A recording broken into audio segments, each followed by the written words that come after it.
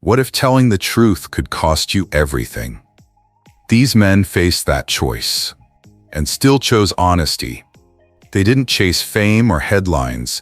They chose to live real, and by doing so, they changed what courage means. Watch till the end and tell us whose story speaks to you most. Fame never called his name. While others chased the limelight, Charlie David chased something much rarer: the right to speak the truth even when no one wanted to hear it. Born in Canada in 1980, Charlie wasn't given a path. He made it. He grew up in a world that taught boys to keep quiet about who they loved, to play a role, to keep secrets. But even then, something inside him refused to give in. He didn't dream of fitting in. He dreamed of expressing himself completely, intensely, fearlessly. When he arrived in Hollywood, he didn't find a dream. He found a wall. The early 2000s were glossy, lucrative, and painfully fake. Gay stories were fine as long as the actors weren't. The industry smiled at diversity as long as it remained in the shadows. And it seems like every agent is whispering the same thing: don't tell them who you are. But Charlie David wasn't born to pretend. He didn't want to play someone else's bravery. He wanted to live it. So when the system said, "Wait your turn," he built his own stage. He wrote, he produced, he acted. From Dante's Cove to Mulligan's to Beyond Gay. The politics of pride, he turned rejection into revolution. Each project had a common beat: visibility, representation, truth. He wasn't trying to shock anyone. He was trying to show something. That love between two men isn't a side plot, but a story worth telling. That being gay doesn't mean being broken. That authenticity can be beautiful. Hollywood didn't know what to do with him. Critics called his work too niche. Executives said it won't sell.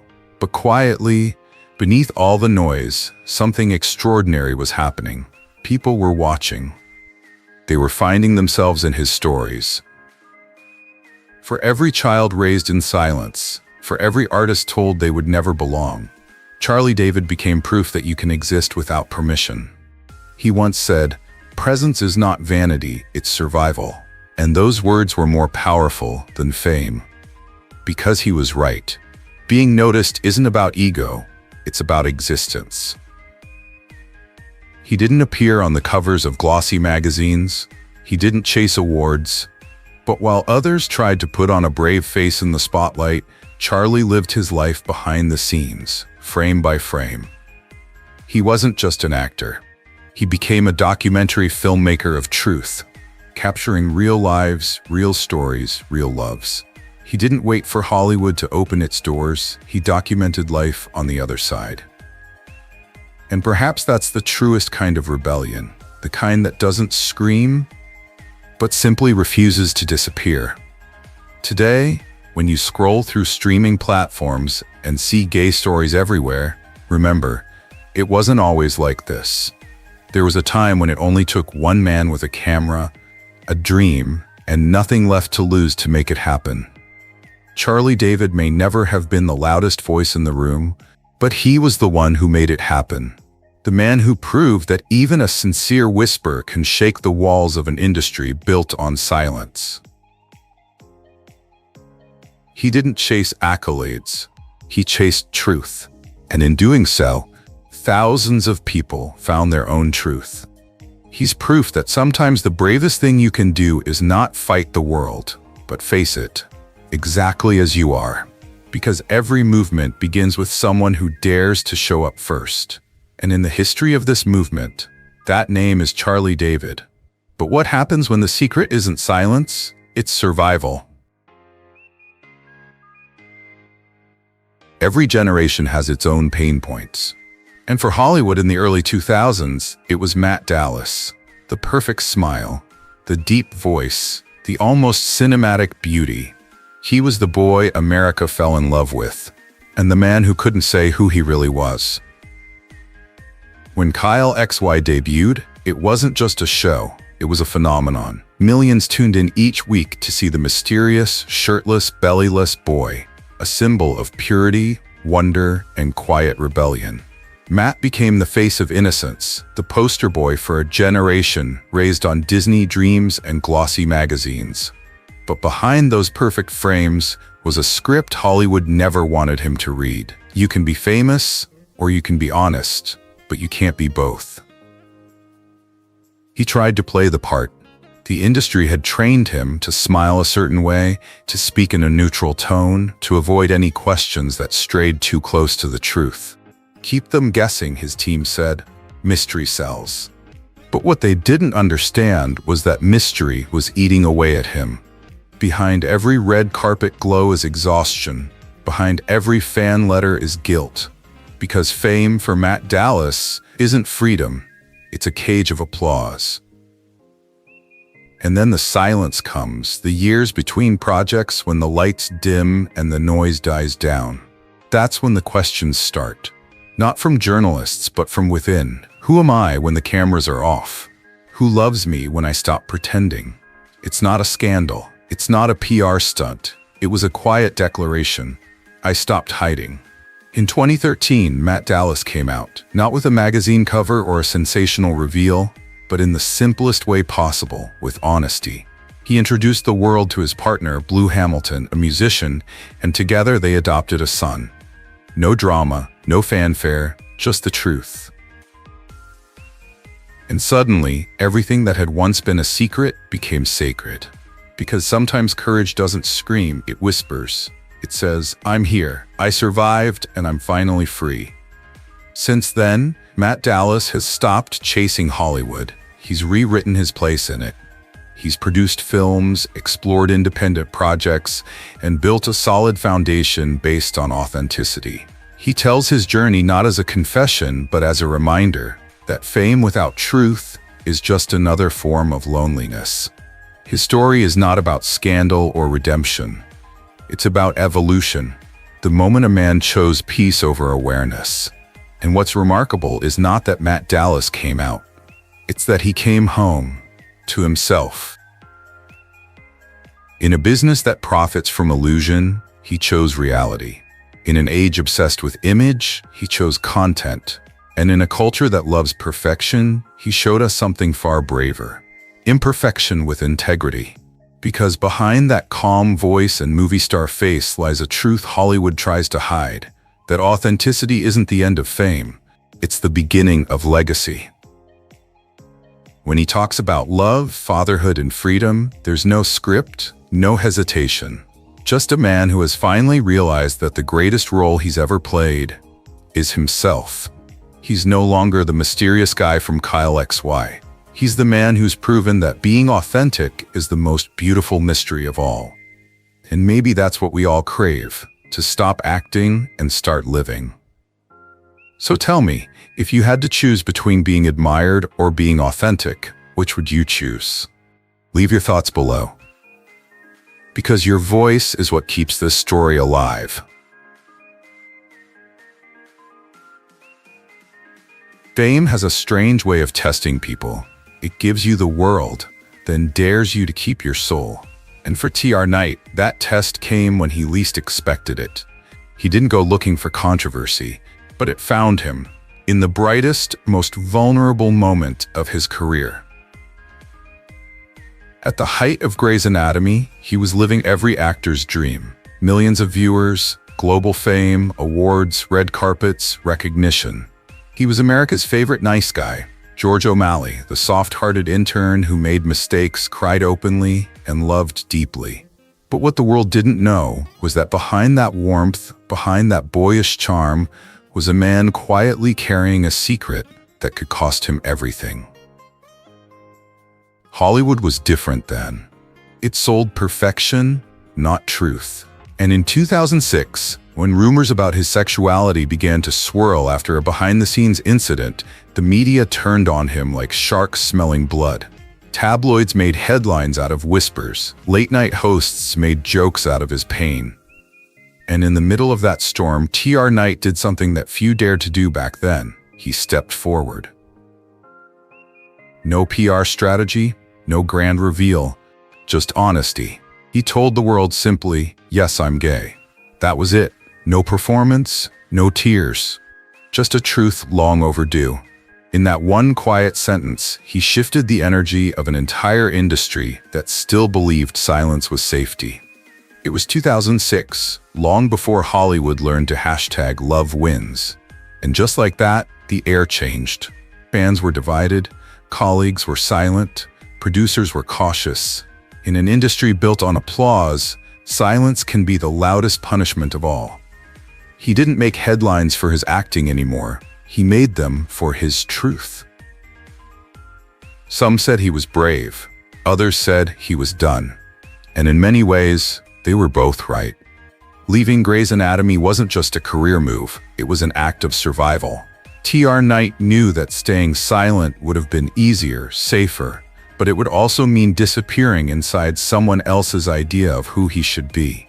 So he walked away, not knowing if he'd ever walk back in. The cameras stopped, the scripts ended, the spotlight dimmed. But something else began. Something quieter, deeper, and far more important. He rediscovered himself, far from the noise of Hollywood, on the stage of New York theater. There, under the raw light of Broadway, he found what fame had taken: freedom. His story isn't one of tragedy, but of transformation. He didn't fade away, he evolved. From television star to truth teller, from red carpets to real life. Because sometimes the bravest thing you can do isn't to climb higher, it's to step down, look in the mirror, and say, I'd rather lose the world than lose myself. T.R. Knight became a symbol of integrity in an industry built on illusion. He reminded millions that courage doesn't always end with applause. Sometimes it ends in quiet peace. He proved that you can walk away from everything and still win, if what you're walking toward is yourself. And maybe that's why his legacy matters now more than ever. Because in an age of filters and followers, his story is a reminder that truth still costs something. And it's worth every price. Would you have the courage to speak your truth if it meant losing everything you worked for? Tell us what you think in the comments. Your words might give strength to someone watching right now. And if TR's story touched something in you, hit that like button, subscribe, and help us keep telling stories that remind the world. Being real is still the bravest thing you can be.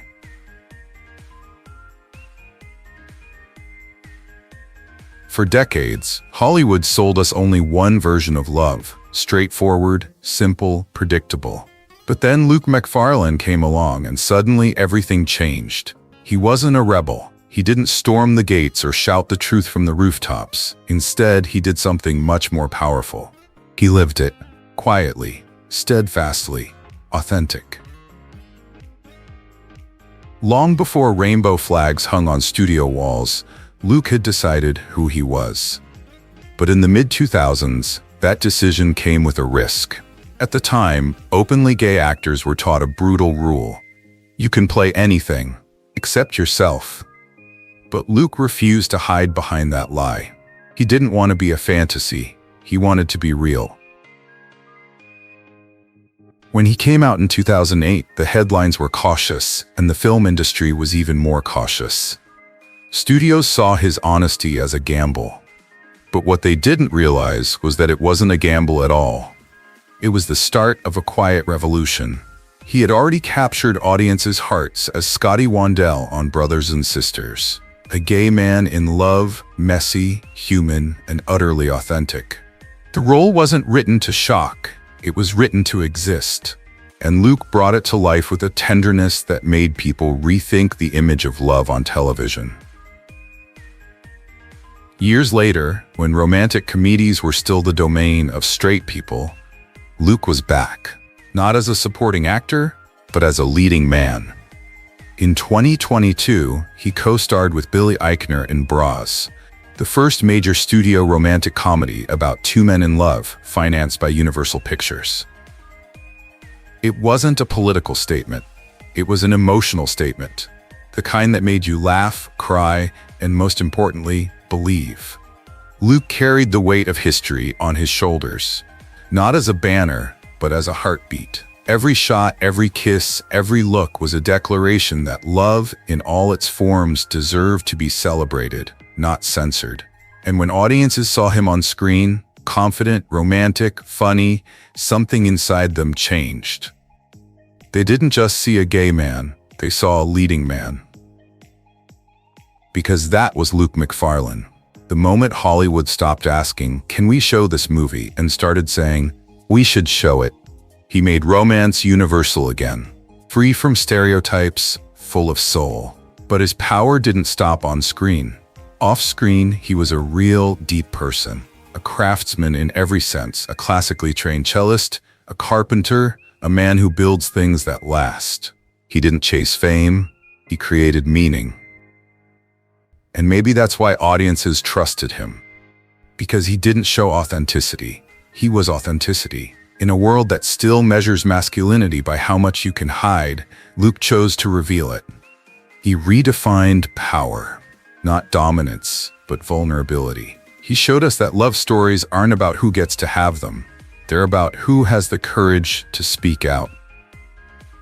Today, when you see him smile on screen, you can feel it. The years of silence, the walls he helped tear down, the generations of dreamers who can now imagine themselves as heroes, not sidekicks. He didn't just act in a love story. He became one. Between truth and acceptance, art and identity, courage and connection. And through it all, he proved one thing. When you live without fear, love looks exactly as it should. Real. When the world writes its next love story, whose love story will be told? Theirs or yours? Let us know in the comments below, because yours could be the next one to change everything. And if Luke's journey reminds you that honesty still looks best on screen, share your feelings below and continue to celebrate same-sex love. There's something magnetic about Tom Daley. Maybe it's the grace of his jumps, that brief moment between sky and water where time seems to stand still, or maybe it's the way he turns pressure into poetry. Every move, every breath is a battle between gravity and hope, and somehow he always wins. From a young age, Tom wasn't just chasing medals, he was chasing meaning. England had crowned him a prodigy before he could even drive. Cameras were always watching. Headlines defined him. The world demanded perfection, and he delivered. Jump after jump, smile after smile, even when his heart broke in the wake of excellence.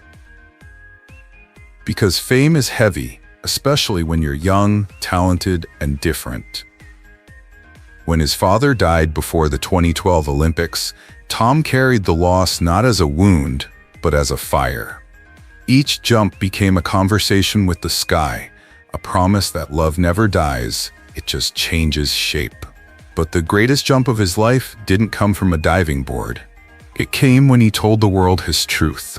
In 2013, he appeared in a simple video, looked straight into the camera, and said the words millions had been waiting to hear, "I've never been happier." It wasn't staged, it wasn't scripted, it was human. That sincerity didn't break him, it tempered him. Overnight, Tom Daley became an icon, not just an athlete.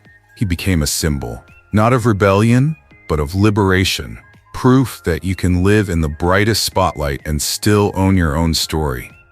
And later, when he married filmmaker Dustin Lance Black and became a father, his life told a different Olympic story, one of triumph beyond the podium. He showed the world that fatherhood and freedom are not polar opposites, they are allies. Between practices, he knitted little sweaters for his son, spoke openly about loss, joy, and identity. While others hid behind image, Tom wove his truth into something real, warm, something seen. He reminded millions that masculinity can be tender without breaking. He didn't just throw himself for medals, he threw himself for meaning. For every child taught to be brave, for every parent learning to love more, for every soul torn between fear and truth, Tom became a living metaphor for grace under pressure, for beauty born of struggle, for love that never drowns. When he stood on the Olympic podium in Tokyo, Tears in his eyes and the flag on his shoulder, it was not just victory, it was vindication. Years of scrutiny, whispers, and headlines had finally melted into something pure. A man who had learned that strength does not mean silence. It means a gentleness that never surrenders. He had turned the pool into a mirror where the world could see itself braver, freer, kinder. Every Olympic medal he won now shines differently, not just in gold, but in gratitude. He threw himself for those who still hid, for those who still doubted, for the kids watching from small towns who thought they would never fit in. In every splash, he said to them, "You belong here too." Tom Daley's courage wasn't loud, it was bright. He taught us that courage isn't just standing tall, it's standing wide open. That love can be fierce and gentle. That freedom isn't about applause, it's about peace.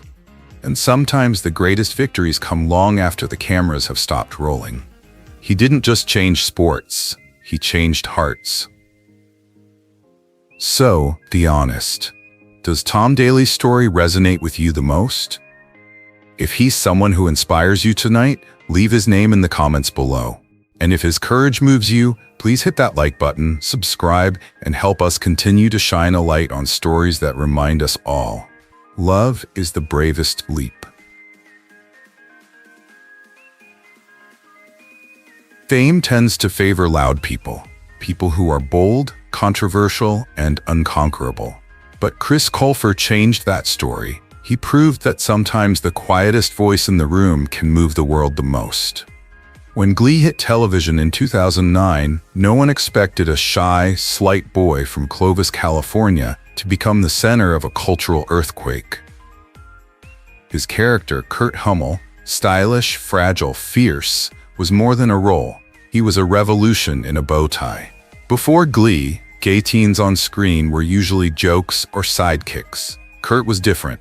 He cried, he protested, he dreamed big, and he sang about freedom. Chris didn't just play Kurt, he became Kurt. At 19, he won a Golden Globe, stood on stages around the world, and changed the conversation about courage. While other actors pursued fame, Chris gave people something even rarer: representation. For millions of young viewers, especially gay teens, he was more than just an actor. He was proof that someone like them could exist, could succeed, could shine. But the truth behind that glamour was extraordinary willpower. Chris has spoken candidly about the pain behind the accolades, about growing up bullied, isolated, and misunderstood. In high school, he was shoved into a locker for being different. Years later, those scars became script. "Every insult I endured, every bruise I hid, I turned into art," he once said. And he did. He turned pain into strength, vulnerability into presence. When the world expected him to stay in a box, a gay boy on TV, he exploded. He became an author, writing The Land of Stories, a best-selling fantasy series loved by children all over the world. And that's where his genius truly shined, not just as a performer, but as a creator. He took the magic that once protected him and gave it to a new generation, one that believed imagination was more powerful than hate. Hollywood tried to label him. Chris refused. He wasn't there to play a stereotype. He was there to rewrite it. And with every book, every interview, every laugh, he quietly built an empire not of noise, but of meaning. Because for Chris Colfer, being gay isn't a headline, it's just a line in a larger song about being human. The power of his story lies in its evolution. He didn't need scandal to sustain his fame. He didn't chase the spotlight, it chased him, drawn to the authenticity he carried within. And in an industry obsessed with appearances, Chris dared to be honest. He taught a generation that excellence doesn't have to be loud, sometimes it just is.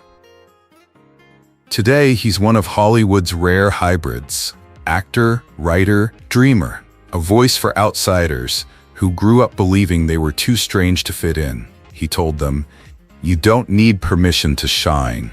You just have to start." And maybe that's why, years after Glee, his influence still quietly reverberates through classrooms, libraries, and late-night chats. Because he didn't sell fame, he shared freely. Chris Colfer's story isn't about rebellion.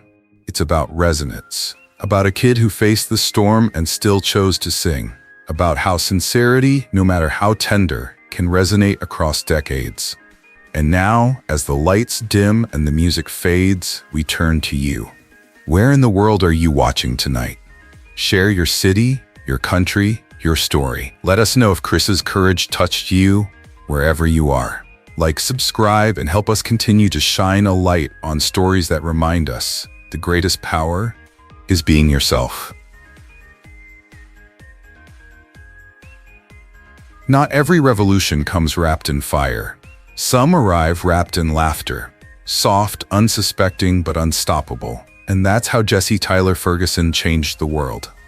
Before he became the face of modern love, Jesse wasn't chasing fame. He was chasing truth.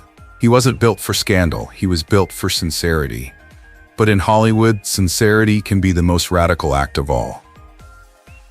Then came Modern Family, a sitcom, they called it. Just another comedy about parents, kids, and chaos. But when Mitchell and Cam showed up on screen, two men building a family, one joke at a time, the world didn't just laugh, it gasped. Because for the first time, primetime America saw what real love between two men looked like. Not tragic, not taboo, just beautifully, hilariously human. Jesse's performance as Mitchell Pritchett wasn't just acting, it was architecture. Brick by brick, he helped rebuild what the word family meant. He didn't do it with speeches or protests, but with moments. Bedtime stories, parent-teacher meetings, kitchen arguments, and quiet gestures that said more than any manifesto ever could. He made people laugh first and think later. And maybe that's why it worked. Because while the world was busy laughing, hearts were quietly changing. But Jesse's real story began when the credits rolled. In 2013, he married lawyer Justin Makita, not as a Hollywood stunt, but as a human milestone. Their wedding wasn't a red carpet event. It was a declaration. Love is ordinary. Love is enough. Together they built more than a marriage. They built a movement. Through their foundation, Tie the Knot, they used fashion to fund equality, turning simple bow ties into symbols of progress. Every knot sold, every design worn became a tiny spark in a much larger flame. Yet Jesse never pretended life was perfect. He spoke openly about the quiet fears that linger, the anxiety of raising children in a world still learning how to see all kinds of love. He joked about sleepless nights and toddler chaos, but beneath the humor was a heartbeat of truth. Being a dad doesn't require permission, just love. He didn't march with flags, he built playgrounds. He didn't shout into microphones, he whispered into hearts. That's the secret of Jesse's power. He doesn't demand to be seen as extraordinary. He proves that being ordinary can be revolutionary. There's something quietly cinematic about him, the way he turns every dinner table into a story, every smile into a statement. He reminds us that progress doesn't always come with noise. Sometimes, it's the sound of laughter echoing through a living room, the clatter of cereal bowls in the morning, the sigh of a parent realizing, we made it. In a world that still glorifies chaos, Jesse Tyler Ferguson made calm look brave. He made settled look sexy. He made normal feel brand new. Because maybe that's the twist in his story, that the most radical thing you can be in this world isn't loud or defiant. It's gentle, it's kind, it's choosing peace in a culture that profits from chaos. Jesse's life is a quiet rebellion, proof that love doesn't need to roar to change everything it touches. He turned the simple act of living honestly into a kind of art, and in doing so, he made ordinary feel like something worth fighting for. In an age addicted to extremes, he reminds us that balance is brave, that calm can be courageous, and that sometimes the truest revolution doesn't happen in the streets. It happens around a dinner table, where love sits down and finally feels at home. Before the cameras, before Queer Eye, before the world knew his smile, there was struggle. A boy growing up black and gay in the American South, two labels that rarely met with kindness. He learned early that the world had already written his story for him. One of limits, stereotypes, and small boxes meant to hold big souls. But Karamo never fit in the box. He broke it. When MTV's The Real World Philadelphia premiered in 2004, America met him for the first time. He was confident, outspoken, magnetic, and unapologetically himself. The first openly gay black man in reality television history. To some, that sentence reads like trivia. To others, it was history rewritten. But history never comes easy.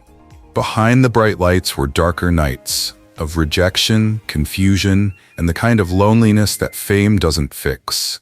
Hollywood loved his charisma but didn't yet know what to do with his truth. In a culture that rewards noise, he chose nuance. He didn't shout his story, he lived it until the world was ready to listen. And when it did, Queer Eye became his stage, not for performance, but for purpose. 5 men, 5 lives, 1 mission, to make people feel seen again. But what made Karamo stand out wasn't his style or his swagger. It was the way he listened, the way he looked into the eyes of a stranger and made them believe they mattered. He wasn't just a TV host. He was a mirror, reflecting back the strength people forgot they had. Episode after episode, he turned makeovers into moments of truth. A farmer grieving his father, a son afraid to come out, a woman who couldn't forgive herself. Karamo sat beside them, not as a celebrity, but as a survivor. A man who had fought his own storms and learned how to walk through rain without losing his light.